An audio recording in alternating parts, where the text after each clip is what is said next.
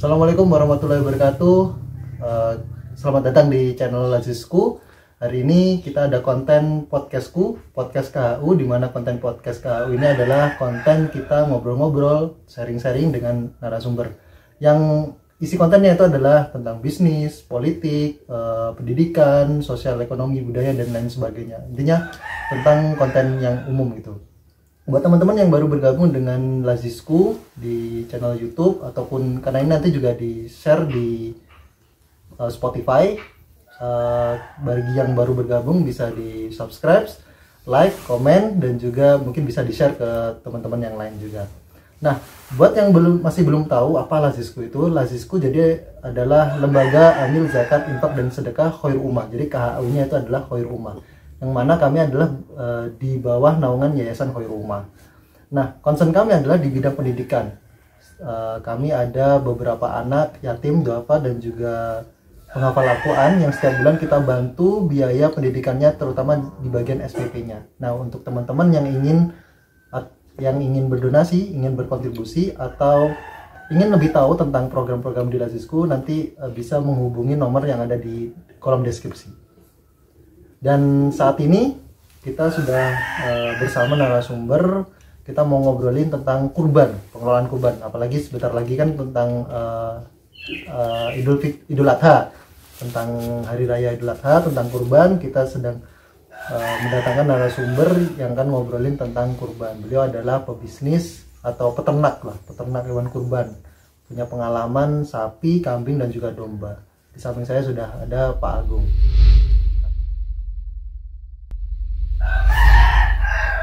Assalamualaikum Pak Agung. Waalaikumsalam warahmatullahi wabarakatuh. Alhamdulillah kabarnya baik-baik. Mas Juda ya.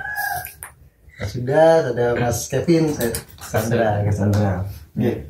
Jadi seperti yang saya sampaikan tadi bahwa Pak Agung ini adalah lumayan berpengalaman lah, istilahnya kalau di bidang peternakan, terutama di hewan-hewan kurban, dari domba, kambing, dan juga sapi. Nah, kalau boleh tahu nih Pak Agung tuh mulai menggeluti usaha atau beternak itu mulai kapan? Atau dulu ini sih kembali yang agak jauh dulu sih. Mulai SMK atau SMA dulu? Kalau dulu SMK. Setelah lulus itu enggak, setelah lulus itu masih banyak melalang buana lah. Oh, nah itu mungkin bisa diceritakan gitu. Nah, jadi Assalamualaikum warahmatullahi wabarakatuh untuk teman-teman sekalian. Jadi ini pengalaman atau sharing yang kami lakukan atau pelajaran dari kami, pengalaman dari kami, yaitu jadi mungkin kalau ditanyakan tadi setelah lulus sekolah apa gimana, enggak. Jadi kita enggak dari lulus enggak seperti itu. Tapi pengalaman peternakan kita mungkin baru sekitar di kisaran 5 tahun nih. Yang awal mulanya kita justru dulunya itu kita di bebek dulu juga pernah, kemudian di yang kita masuk di sapi, jadi sekitar 4 tahun baru kemudian kita 2 tahun ini masuk di kambing. Jadi itu pengalaman kita. Jadi tidak lulus sekolah gitu tidak, tapi kita mulai di bidang peternakan itu untuk yang sapinya sama kambing. Kalau sapi sekitar 5 tahun yang lalu atau 4 tahun yang lalu, baru kambing di 2 tahun ini. Berarti mulai 2016 lah ya? 2015 2016. Bebek dulu berarti Pak? Di bebek dulu. Di bebek itu ternyata ya semua usaha saya katakan kita salah kalau usaha ini nggak menguntungkan, usaha itu nggak menguntungkan, salah. Karena faktanya ada yang sukses di bidang-bidang masing-masing yang digeluti mereka. Mungkin kita yang belum tahu celahnya saja, gitu. Atau kita yang belum punya strateginya mungkin gitu. Menurut saya seperti itu. Berarti jangan waktu dulu itu rugi. Kalau dulu iya. Jadi kita dulu kita katakan rugi. Memang rugi, harga jatuh, tidak bangkit 1 tahun 2 tahun ya sudah, kita istirahat. Baru terus habis itu pindah ke sapi. Ya, kita pindah di sapi 2017 berarti. Sapi itu 2018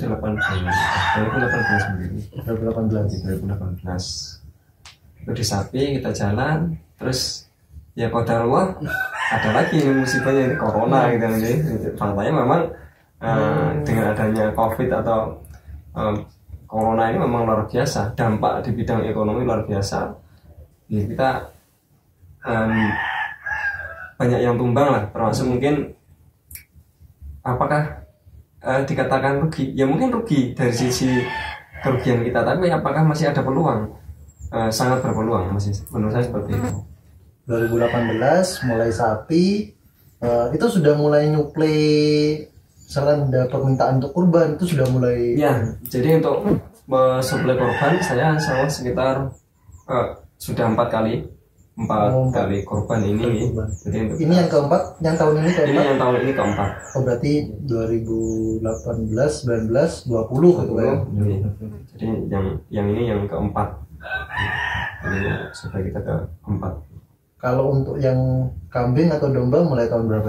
Kalau kambing saya memulai dari 2 tahun yang lalu. Jadi dua korban ini kita sudah pasok. Dua korban kambing ini. Berarti yang 3 sebelumnya itu hanya sapi aja. Sapi. Yang pertama sapi. Jadi kita menggeluti di sapi kita kita evaluasi, kita mampu bisa menggemukkan, terus baru kita berani melangkah di kambing. Jadi, walaupun memang ya tidak semudah yang dibayangkan, tidak semudah yang diceritakan. Mungkin kalau kita lihat di berbagai macam channel YouTube itu yang banyak itu anak-anaknya saja gitu. Iya. Tapi faktanya memang di lapangan kita akan menghadapi tantangan-tantangan, dan itu ya jangan dianggap sesuatu yang sulit, tapi menyenangkan. Yang penting kita masuk di bidang kita senang dulu aja lah, gitu. Senang dengan apa yang kita geluti gitu. Setelah dari domba, setelah 2 tahun itu jalan, dan sekarang juga tetap domba atau semuanya domba, kambing, sapi juga? Enggak, sapinya sementara kita istirahat. Oh, enggak, maksudnya 2018 sapi nyuplai. 2019 juga sapi nyuplai. 2020 jadi begini, sapi itu kita dulu terus rutin 3 bulan sekali nih, 3 bulan 4 bulan kita masukkan, mengumumkan, kemudian kita jual. Jadi di penggungan. Tapi berhubung kemarin itu ada COVID itu, terakhir itu puncaknya waktu kita spekulasi untuk dijual di tahun baru sama Natal waktu itu nih. Jadi prediksi kita ada liburan dan sebagainya, tapi kita tidak bisa, harga tidak bisa terangkat karena ya liburan tidak boleh kan gitu kan. Itu masih yang pembatasan, sehingga termasuk warung-warung yang di kota itu kan waktu itu jam 8 jam malam ya, sehingga dampaknya luar biasa. Akhirnya kita mungkin fokus ya cuma di Idul Adha ini. Dan sekarang lebih ke domba atau kambingnya? Iya, di domba atau kambing. Jadi yang kita fokuskan kalau mungkin untuk di siklus terus yang berkelanjutan itu di domba dan kambing. Jadi kalau untuk sapi kita memang untuk saat ini karena apa ya? Untuk cash flow naik gitu. Naik turunnya harga itu yang nggak bisa kita tebak. Nanti kita memprediksi, hari raya Idul Fitri nih harga bagus gitu kan nih, kita jual. Faktanya kemarin nggak boleh mudik gitu kan, akhirnya juga omset menurun gitu. Untuk peternakan tuh kayak gitu-gitu tuh pengaruh. Sangat berpengaruh sekali gitu kan. Karena nggak, maksudnya pengaruhnya di harganya atau iya di harga kita jual. Katakan ketika kita penggemukan sapi nih, penggemukan sapi kan kita pasti ada target. Ini nanti tak gemukkan, tak jual di momen ini, atau kita gemukkan sekarang, nanti 3 bulan lagi, momennya yang tepat ternyata di hari raya Idul Fitri ya, diundur lagi 1 bulan, harga tinggi. Ternyata setelah waktunya jual nih, karena kendala orang nggak bisa mudik, nggak boleh di keramaian, akhirnya ya warung-warung itu yang berdampak. Nah warung otomatis kan untuk yang konsumsi bakso, kemudian daging dan sebagainya ini ya sangat drastis sekali. Orang-orang orang-orang hajatan seperti di perkotaan, di gedung-gedung itu masih dibatasi kan nih. Otomatis dampaknya luar biasa gitu. Jadi permintaan luar biasa kan, dampaknya berkurang gitu. Para kayak untuk pengusaha bakso gitu juga, kalau mau beli dagingnya juga, kalau biasanya 2 kilo atau 3 kilo biasanya misalkan jadi sekarang 1 kilo atau setengah kilo kayak gitu juga. Menurun lah, demandnya menurunnya drastis. Apalagi yang tak ingat-ingat itu dari teman-teman yang jagal dijual daging itu untuk konsumsi bakso waktu jelang Natal tahun baru itu. Kalau dihitung-hitung lebih dari 50% penurunan dari orang yang jualan bakso, permintaan daging seperti itu. Bisa dibayangkan ini, berarti turunnya permintaan segitu kan nggak mungkin, harga terangkat kan nggak mungkin. Gitu. Nah kalau misalkan sapi tadi ada terdampak atau kita nggak tahu nih harganya. Kalau di domba sama kambing apakah lebih bisa diprediksi? Domba sama kambing kalau kita katakan apa bisa diprediksi juga sulit juga. Sulit juga karena faktanya kemarin setelah Idul Adha kemarin selesai, harga kambing itu melambung tinggi luar biasa malah. Sementara di harga sapi turun jatuh gitu kan. Nah, kita sulit memprediksi memang, cuman akhirnya ya namanya kita usaha nih, masa kita kemudian berhenti itu kan nggak mungkin. Kita nyari solusi-solusi gitu kan. Ini solusinya gimana? Seandainya kita masukkan dengan harga yang bibit yang mahal, kita nanti jualnya kapan? Atau kita pilih alternatif pilihan-pilihan yang mana nih? Atau kita mungkin pilih penggemukan, atau kita pilih breeding dianakkan itu, atau kita pilih beli kecil dibesarkan. Ini kan alternatif. Apa bedanya breeding dengan yang beli kecil di sana? Kalau breeding kan kita beli induan siap kawin atau gimana, terus kemudian dikawinkan, diambil anaknya kan. Jadi yang kita andalkan kan dari hasil peranakannya itu, dan nilai jualnya kan di situ. Sementara kalau kita beli kecil kemudian dibesarkan, itu ya kita di pasarnya belanjanya kambing kecil gitu, kambing kecil-kecil yang masih kecil kurang bagus itu kita masukkan kandang, kita perbaiki, kita gemukkan, jadi sampai mungkin jelang siap kawin itu biasanya udah balik lah. Udah balik. Kita bisa jual gitu. Jadi nanti dijual bukan untuk kita jual karena momennya sudah momen yang sudah tidak sulit untuk diprediksi gitu. Tapi bisa juga Pak ya, kita beli kecil, beli anak kecil, terus habis itu kita gemukkan, setelah dewasa terus kita kawinkan gitu, terus anaknya kita peranakan terus gitu, itu juga bisa. Makanya kan kita tadi sampaikan dalam kondisi yang ya kita katakan ya cukup sulit ekonomi kita gitu, kita harus punya solusi gitu. Kita milih yang mana nih yang paling aman. Kalau penggemukan masuk akal enggak? Penggemukan saya pikir enggak masuk akal gitu kan. Sulit kalau penggemukan untuk di hari-hari yang seperti kemarin, apalagi waktu setelah Idul Adha yang kemarin kita belanjanya mahal, digemukkan pun naiknya berapa, kita jual kayaknya enggak ketemu gitu. Jadi akhirnya larinya solusi mungkin breeding atau yang lain gitu. Kalau untuk ini sih Pak, setelah dari tadi balik lagi ke setelah sapi dengan akhirnya vakumkan gitu ya, akhirnya memilih kambing atau domba gitu. Nah setelah dari domba sama kambing ini, jenengan sekarang lebih ke dombanya atau kambingnya, atau ini deh, mungkin ada yang belum tahu bedanya domba sama kambing gitu. Domba sama kambing ya jelas sangat berbeda lagi. Sama-sama kadang ada yang ini ya, walaupun kalau di Lazisku ya kita kadang jualnya itu domba aja. Iya. Tapi masih ada yang tanya kambingnya, masih ada. Maksudnya dia itu sebenarnya domba itu tadi. Jadi masih ada yang berpersepsi bahwa domba sama kambing itu sama gitu loh. Jadi kalau kambing itu ya gimana ya jelasnya ya. Sama-sama kakinya 4 ya. Kalau domba ya memang jenisnya domba gitu. Jadi kalau kambing ya kambing. Kalau kambing sendiri kan nanti ragamnya banyak sekali dari berbagai macam jenis kan. Domba pun juga ragamnya berbagai macam jenis. Kalau mungkin yang lihat film kartun Sound the Sea, ya itu domba gitu loh. Itu domba, modalnya seperti itu. Yang banyak bulunya itu pokoknya domba. Domba gitu. Nah dari domba atau dari kambing sendiri terus di bawahnya juga jenis-jenisnya juga beda-beda lagi Pak. Iya banyak sekali. Banyak sekali. Banyak sekali. Kalau domba aja berapa deh? Domba itu yang Waduh, banyak sekali mas. Kalau dengan tanya, kalau yang biasa diperjualbelikan atau yang diedarkan lah di Indonesia. kalau di Indonesia itu ada domba priangan, Garut, kemudian ekor gemuk, ekor tipis gitu nih.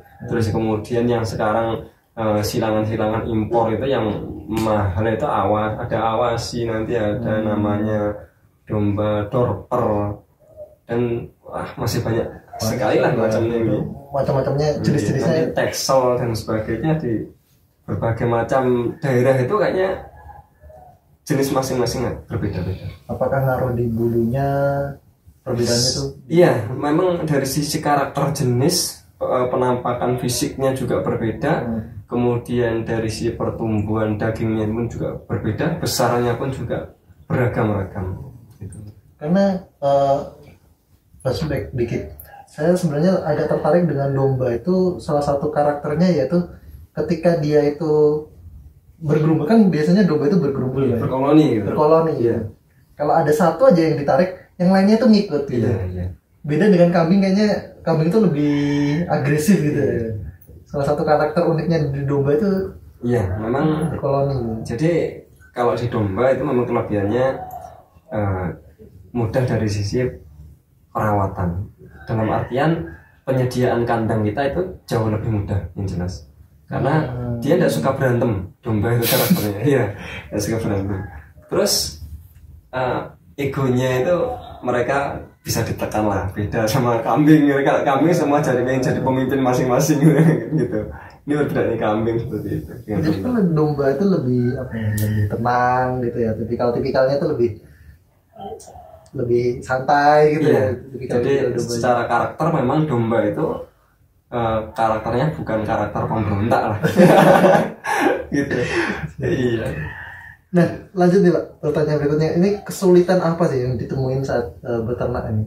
Jangan pernah sapi, pernah domba, pernah kambing, pernah. Nah, kesulitannya itu di apa? Apakah dalam pakannya atau dalam perawatan kandangnya, atau apa yang paling sulit? Jadi begini, kalau kita ditanya tentang kesulitan, nah semuanya punya tingkat kesulitan masing-masing. Dan memang namanya di bidang peternakan itu bisnis yang mana kita mempertahankan nyawa, kan gitu. Oh, gimana itu? Iya kan? Kita kan mempertahankan nyawa itu, gitu. Jadi tidak hanya sekedar kita gemukkan, kita rawat, enggak, tapi kita pertahankan nyawanya itu enggak keluar dari jasadnya gitu. Ini yang saya pikir wah, memang berat juga ya gitu. Jadi sapi pun juga sama. Jadi kalau kambing, domba, tingkat kesulitannya ya menurut saya relatif mas, relatif. Kalau dibilang sulit juga enggak sulit, kalau dibilang mudah juga enggak mudah. Cuman bagi peternak itu bagaimanapun atau usaha apapun yang kita harapkan itu kan sisa dari biaya operasional, sisa dari biaya pakan, gitu ada keuntungan itu tadi gitu profit lah ya. Iya, profitnya gitu kan. Jadi buat apa bisnis gak ada profitnya? Nah itu kerja bakti. Jadi kalau ditanya sulit, insya Allah enggak sulit lah. Semua sekarang kita mudah nih, mau cari ilmu apapun, dari ilmu yang jelek sampai yang bagus, dari yang menjerumuskan sampai benar-benar ini benar-benar memberikan petunjuk itu, insya Allah mudah semuanya nih. Jadi kita SOP-nya perawatan kambing atau standar bagaimana perawatan kambing, perawatan domba atau sapi itu kita bisa pelajari mungkin di channel-channel YouTube dan sebagainya itu. Insya Allah banyak sekali memang dibutuhkan juga jam terbang gitu nih. Dan di awal mungkin katakan nih, kalau jenengan tiba-tiba langsung pelihara 100 ekor ini, padahal jenengan tidak pernah pelihara sama sekali. Kambing itu kakinya berapa atau gitu. Kan tidak mungkin gitu loh. Jadi ya pasti semua ada tingkat-tingkat kesulitannya. Seperti saya sendiri pun kalau kita bayangkan ya ada peternak sapi perah gitu kan. Sapi perah yang kita dengar mungkin di beberapa tempat itu yang sampai kapasitasnya sampai puluhan ribu. Saya sendiri juga saya membayangkan cari pakannya nggak sanggup kayak gitu. Padahal bagi mereka juga ketika dijalani ya ada saya jalan gitu kan. Jadi tingkat kesulitan itu relatif gitu. Kalau tadi sempat disinggung tentang kondisi kesehatan, tentang hewan itu juga ada kondisi kesehatannya, biar nggak keluar nyawa dari roh dari jasadnya itu biar nggak keluar itu kan juga harus dipikir tentang kesehatan. Iya. Nah kalau untuk domba ini, khusus untuk domba Pak ya, khusus untuk domba itu, untuk perawatan kesehatan itu apakah ada kayak kalau manusia kan ada yang namanya imunisasi gitu ya, vaksinasi gitu. Nah kalau untuk domba atau hewan kurban itu juga apa ada model-model seperti itu? Nah ini karena kita berkaitan dengan kurban nih di program ini, jadi tentunya yang perlu kita perhatikan terlebih bagi saya penyedia hewan kurban atau sebagai peternak itu yang jelas beban-beban itu tadi nih, kita kambing mati ya kita jelas rugi gitu nih. Makanya kesehatan ternak SOP standar perawatan awal itu yang benar-benar harus diperhatikan, mulai dari kita cari bibit di pasar sampai nanti kita jual, ini kita sembelih benar-benar kondisi hewan ini dalam kondisi benar-benar sehat. Kadang-kadang kan kita temui nih ketika korban gitu kan, korban ada sebagian sembelih sapinya kuru atau sapi atau kambing kurus, ternyata di dalam hatinya ada cacing hati. Nah, ini kan berarti sedang bermasalah kan. Yang kita jaga bagaimana kita nyari bibit di awal itu bisa mungkin sehat dari pasar, kita gemukkan, kemudian sampai dijual, sampai ke konsumen, sampai ke disembelih nantinya dibagikan, itu tidak mengecewakan gitu loh. Jadi, tentunya dengan standar-standar yang SOP tadi, apa saja SOP-nya dalam ini. Karena ya juga pengalaman juga, kambing beli kemarin gitu besok lagi mati gitu, pernah juga gitu loh dari pasar. Jadi ketelitian kita memang itu tadi yang kita perhatikan, nyawa masalahnya, bukan kita belanja gula. Kalau gula paling harganya turun apa naik kan gitu aja gitu. Tapi kalau untuk binatang ternak ini masya Allah, ini kita harus tidak cukup saya punya duit nih, sudah piara belikan ini. Enggak, ternyata binatang pun di samping SOP yang benar, perawatan benar, fakta yang saya alami, binatang itu butuh kasih sayang juga. Gitu. Iya, memang benar seperti itu. Berarti di SOP-nya jenengan tuh ada kayak semacam untuk tadi sempat disinggung ini cacing kan? Cacing hati. Cacing hati. Berarti domba itu juga ada cacing hatinya. Iya. Untuk ini biar memastikan ketika nanti dijual, apa yang jenengan lakukan untuk memastikan ini saya jual nih ke konsumen, saya bisa menjamin atau paling enggak ya saya sudah melakukan ikhtiar ini untuk menjamin bahwa ini nggak ada cacing hatinya. Tapi kan kalau misalkan ada kan ya alam kan di dalam masalahnya kita nggak tahu gitu. Tapi paling nggak kan ada ikhtiar yang jenengan lakukan. Nah ikhtiarnya itu apa ya?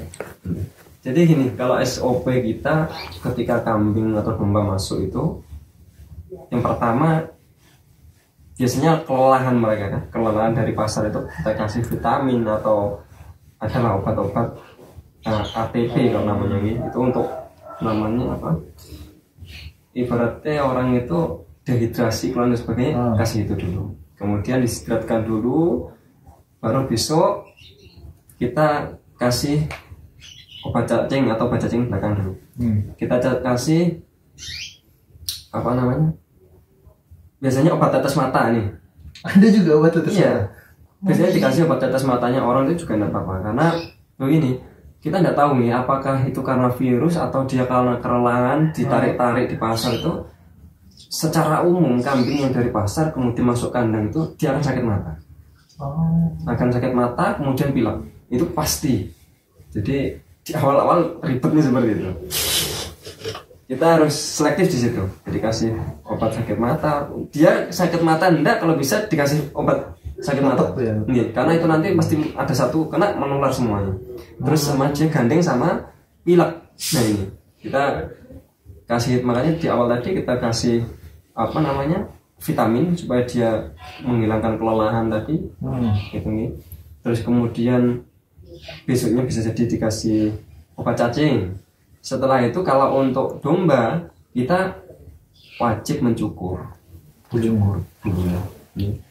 Jadi kalau domba itu dicukur bersih bulunya. Kalau ini untuk proses pengumuman seperti itu. Enggak, proses pengumuman pun saran saya seperti itu.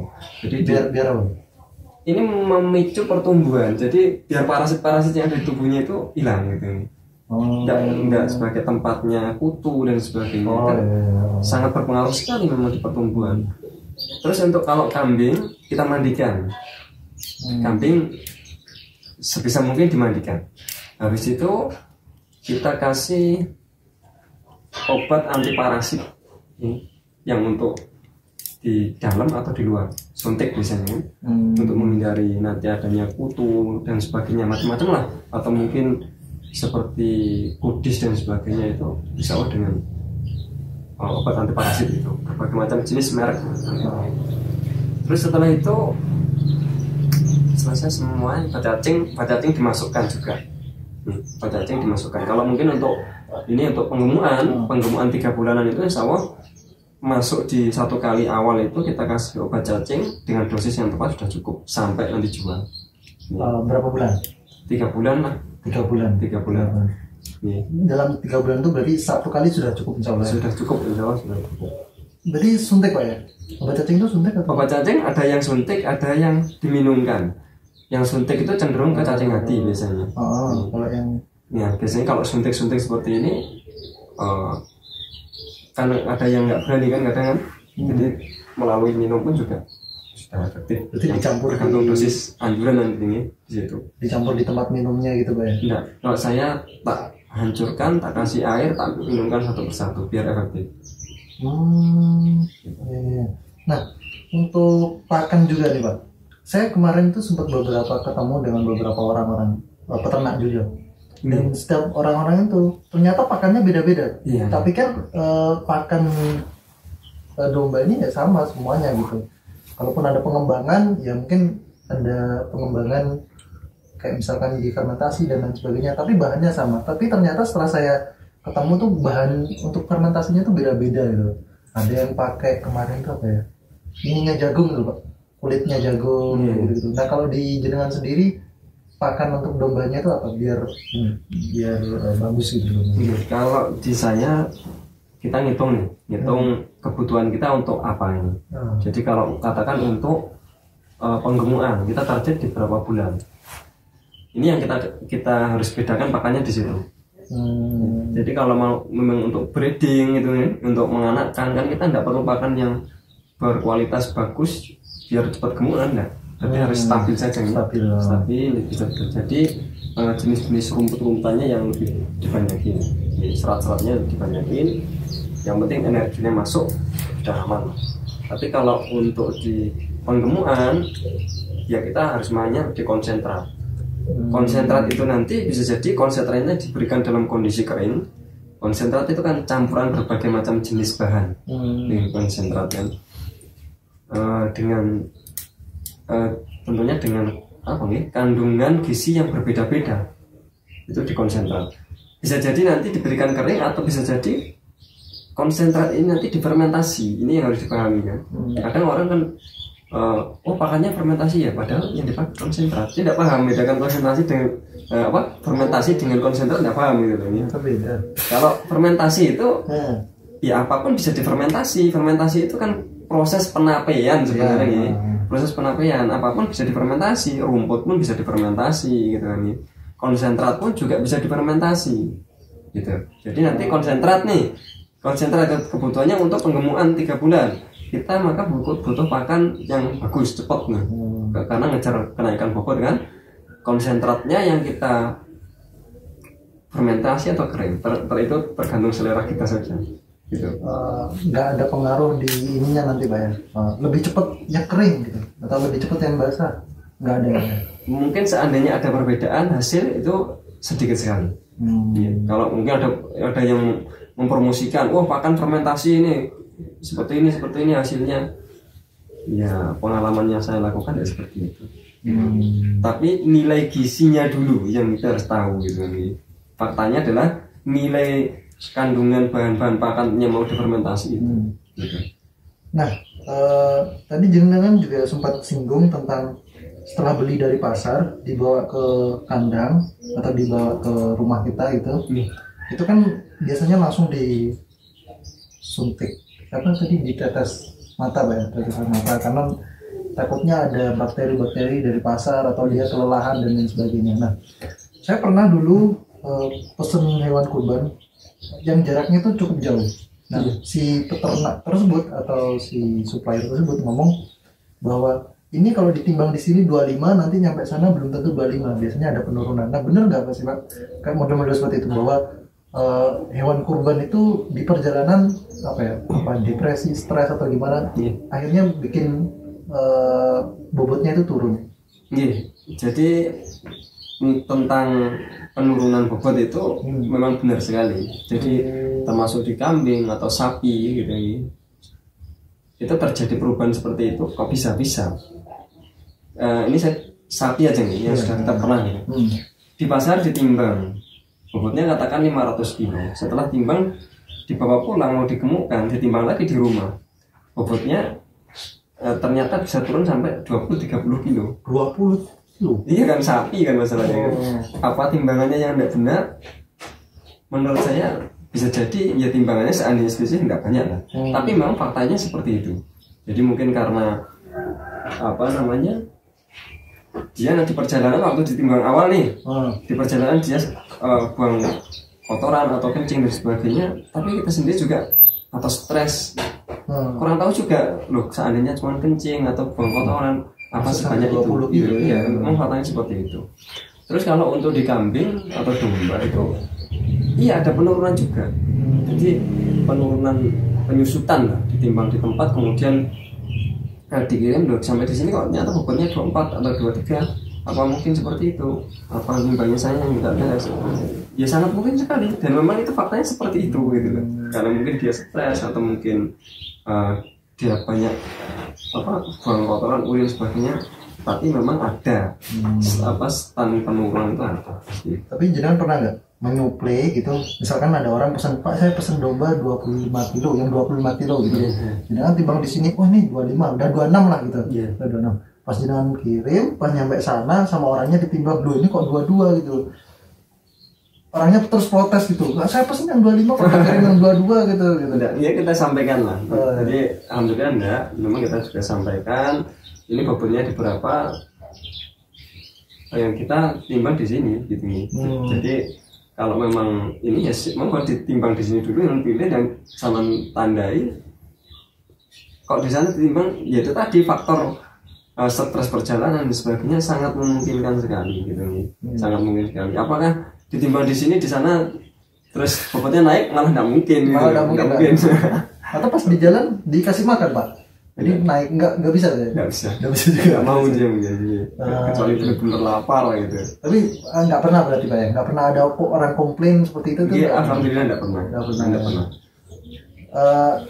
Terus dari segi pengiriman, jenengan juga sudah pengirimannya hanya melayani Kota Malang aja atau pernah kirim jauh gitu? Nah, kita untuk pengiriman ini yang paling jauh kemarin kita ke Jakarta. Ya semoga tahun ini juga Jakarta ada juga nih. Ini masih lobby gitu. Jadi ke Jakarta, di Surabaya. Luar Jawa, Kalimantan. Luar Jawa belum pernah. Enggak, kalau ke luar Jawa masih belum mampu lah. Kapasitas kita yang belum nututi gitu. Oh ya, terus tadi yang pertanyaan kita tentang cacing tadi Mas, yang tadi belum tak jawab nih. Apa mungkin ketika waktu disembelih kita sudah berusaha nih benar-benar digemukkan, kok ternyata ada cacingan dan sebagainya. Jadi kalau itu memang benar-benar binatang ternaknya yang dipakai korban itu benar-benar yang sudah masuk standar SOP digemukkan, kita akan tahu dari penampakan fisik kambing itu. Jadi ketika kita gemukkan, terus kemudian kambing itu sulit gemuknya, bisa jadi memang dia penyakitnya sudah cukup parah. Kadang-kadang tidak terselamatkan. Tapi kalau kita sudah SOP dan sebagainya, insya Allah berbagai macam jenis parasit termasuk cacing, cacing apapun itu, cacing hati dan sebagainya, insya Allah bisa mati semua itu. Jadi, gitu. Jadi dilihat dari pertumbuhan bobot kambingnya ini, insya Allah peternak sudah tahu, oh kambing ini sehat gitu kan. Dilihat ininya Pak ya, berarti grafik pertumbuhan. Iya, grafik pertumbuhan itu nggak bisa dibohongi kalau itu. Kalau misalkan kok nggak tumbuh-tumbuh, ini kayaknya ada masalah iya. gitu ya.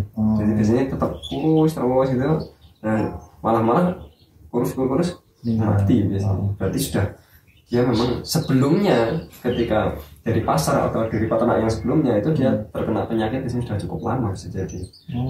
Jadi memang ketika dikasih obat tidak sembuh gitu. Nah terakhir nih Pak, buat mungkin yang ada yang pengen nyoba usaha domba, tadi kan seperti bilang bahwa usaha domba ini relatif sebenarnya, dibilang mudah juga nggak mudah, dibilang sulit juga sulit. Nah mungkin dari jenengan setelah mengalami pengalaman 4 tahun di bidang peternakan, mungkin ada tips buat teman-teman yang baru ingin mulai berternak domba atau berternak kambing ataupun sapi. Iya, bagi teman-teman yang mungkin tertarik menggeluti dunia peternakan, ya kita sarankan kalau kepinginnya main di sapi itu apa nih, ya binatang yang cukup besar gitu nih, dengan risiko yang juga besar, modal yang besar. Monggo silahkan, tapi kalau menurut saya lebih baik di kambing dulu kalau mau belajar nih.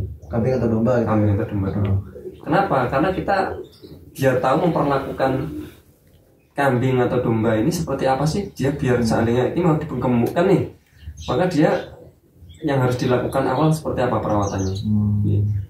Mungkin itu dulu. Kemudian seandainya mau memulai, bagi pemula itu saran saya lebih baik walaupun uangnya banyak, mulailah dari bertahap dulu aja. Nih, karena kita nanti ada hal-hal yang bisa jadi nggak terduga kan di perjalanan. Nih, kita besarkan, modal saya banyak nih, dibelikan banyak, ternyata mati semua. Ya, problemnya itu bisa jadi seperti itu gitu. Bisa jadi. Ya, karena pengalaman di channel-channel itu kan banyak ya. Yang di beberapa tempat itu awal betul rugi 200 juta kan. Ya, fakta itu memang gitu kan.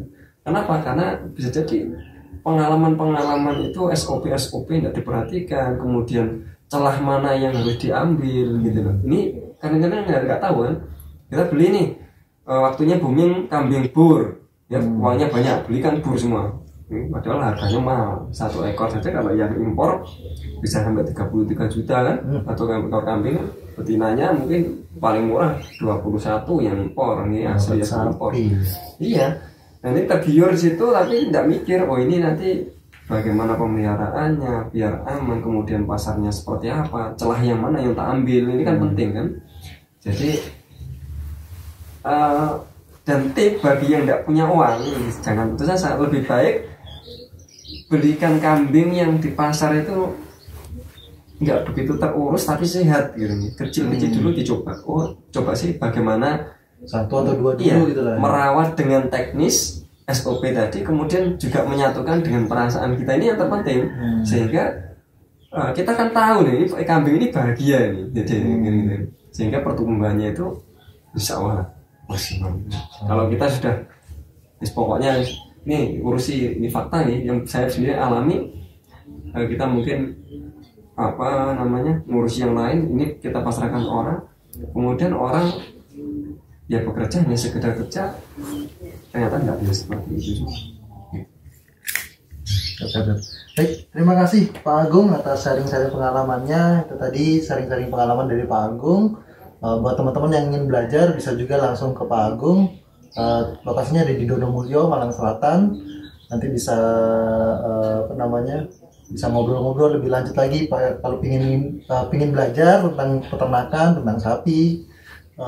Bebek juga boleh ya kalau ingin belajar. Iya, bagi yang ingin belajar bebek justru saya insya Allah sanggup sekali gitu. Iya, insya Allah. Walaupun ayam juga walaupun kita mungkin gagal kok mau ngajari orang, ya justru kita dari pengalaman tahu gitu kan. Yang ini jangan dikerjakan, yang itu silakan kerjakan kan gitu. Kalau ayam juga? Kalau ayam ya kita ada ayam juga, monggo kalau mau belajar. Ayam juga ada? Ada. Ayam petelur itu ada. Tapi untuk di ini juga untuk dikonsumsi sendiri atau untuk... Enggak, itu dijual. Oh, itu dijual juga. Tapi yang jelas tidak untuk korban. Kurban ayam loh. Saking nggak mampunya ya. Ada juga yang paling nggak mampu itu Pak, biasanya korban perasaan. Nah ya itu. Paling mentok itu udah. Iya. Baik, terima kasih Pak Agung atas kesempatan sama-sama. waktunya. Buat teman-teman yang ingin berdonasi juga untuk adik-adik kita, adik-adik yatim, duafa, dan juga penghafal Quran. Untuk biaya pendidikannya, teman-teman bisa nanti menghubungi nomor yang ada di deskripsi gitu. Terima kasih Pak Agung sekali lagi atas sama-sama. keluangan waktunya. Kita tutup untuk podcast kali ini. Wassalamualaikum warahmatullahi wabarakatuh. Waalaikumsalam warahmatullahi wabarakatuh.